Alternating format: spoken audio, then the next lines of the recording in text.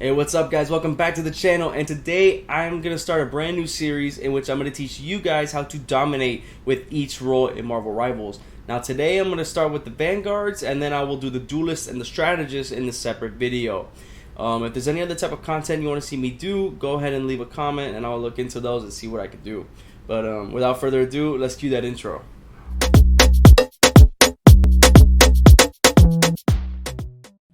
Alright guys, it is time to learn how to dominate as a Vanguard in Marvel Rivals. Now when you're playing Vanguard, you're not just a tank.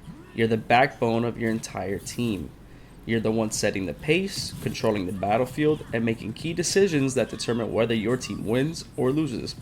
Now in this guide, I'm going to break down everything you need to know to master the Vanguard role, from positioning and game sense to communication, and I'll drop some hero specific strategies as well. Alright, up first is spacing and controlling the battlefield. Spacing is the single most important skill that you need to learn as a Vanguard. You dictate where fights happen and how they unfold. And to understand spacing, you need to understand your role. Your job just isn't to soak damage, it's to create opportunities for your teams by holding the right ground and making sure the fight happens on your terms. You also need to understand your positioning. You need to analyze each fight and decide whether to push forward aggressively or drop back and protect your backline. A Vanguard who doesn't understand spacing is a liability. You also need to react to enemy comps. If the enemy team has 3 DPSs, you may need to play more defensively to protect your healers. If they're running a balanced 2-2-2 comp, you can afford to play more aggressively, but you can't overextend. If you push up too high and get staggered, you'll lose the fight before it even starts. Some hero-specific examples of great spacing are Groot. He literally creates space with his walls, which can trap enemies, block off routes, or give your team a chance to heal. You can also use Thor, because his mobility and high damage let him dictate fights, but he needs to be smart about when to engage and when to fall back. Up next is your game sense and knowing when to engage and when to retreat. Having good game sense separates decent Vanguards from great ones. You need to constantly be analyzing the situation that you're in before you make a decision. You must be recognizing the win conditions. Is your team at full strength? Do you have ultimate abilities ready? If you're missing a DPS or healer, don't force a fight. Don't force anything unless you know that you have the best opportunity to win. You must also account for the enemy cooldowns and their death timers. If the enemy team just used their ultimates, that's your window to strike. If they're down a couple players, go ahead and be a little aggressive. Knowing when to retreat. There's no shame in a tactical retreat. If your team is losing a fight, back up, reset, and counterattack instead of feeding the enemy team free eliminations.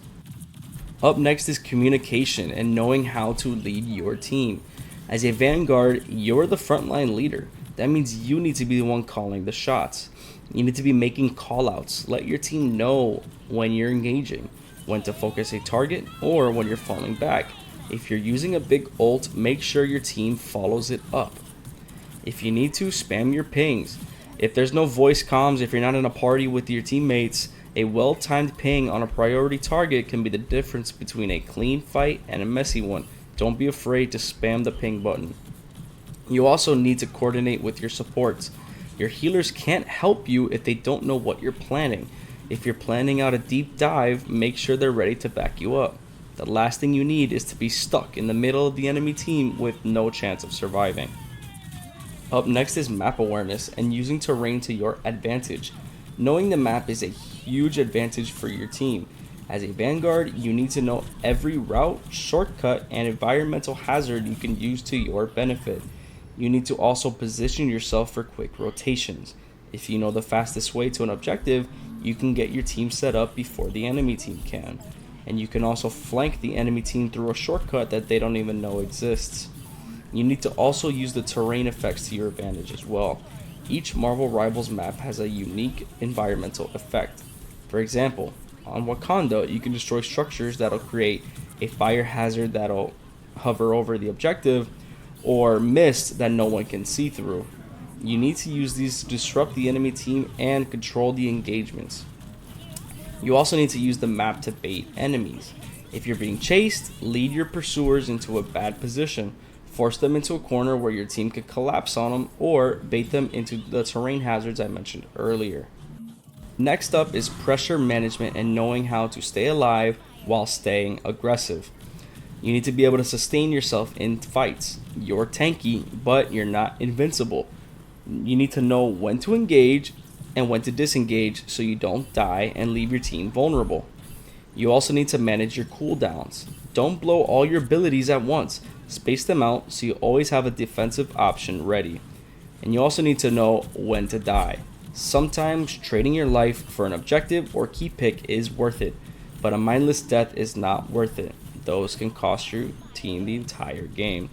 Sometimes it's better to just run away and set up a counterattack with your team, even if it costs them objective points. A lot of new Vanguard players make the same mistakes over and over. Here are a few that you should avoid. 1. Overextending without backup. Just because you could take a lot of damage doesn't mean that you should run in 1v6. You need to let your team follow up. Number 2. Ignoring your healers. If your supports are struggling to keep you alive, fall back and let them heal you. You also need to go and protect them if they're getting dove on by like an Iron Fist or a Black Panther. Number 3. Not using cover. Just because you're a tank doesn't mean you should stand in the open. Use walls, obstacles, and high ground to minimize incoming damage. And lastly, forgetting to use your pings. If you're not constantly communicating, you're making your team's job harder. Now, some Vanguards naturally excel at certain aspects of the game more than others. So here's a quick breakdown of who thrives in different situations. The best Vanguards for spacing and control are Groot, Magneto, and Doctor Strange. Now for Groot, his walls let you dictate the battlefield, isolate targets, and protect teammates. For Magneto, his AoE abilities disrupt enemy positioning and force them into bad engagements. He is really good at starting some staggers and getting easy picks. Now for Doctor Strange, his shielding and zoning abilities make him great at holding objectives. He has the massive shield, he can fly while using the shield, pretty self-explanatory. The best tanks for aggressive plays are Thor, Hulk, and Venom. Now for Thor, his high mobility and strong burst damage let him punish enemies who overextend. For Hulk, he forces enemies to focus on him while disrupting their backline. You just have to keep a healer on you or else you'll get stuck out there.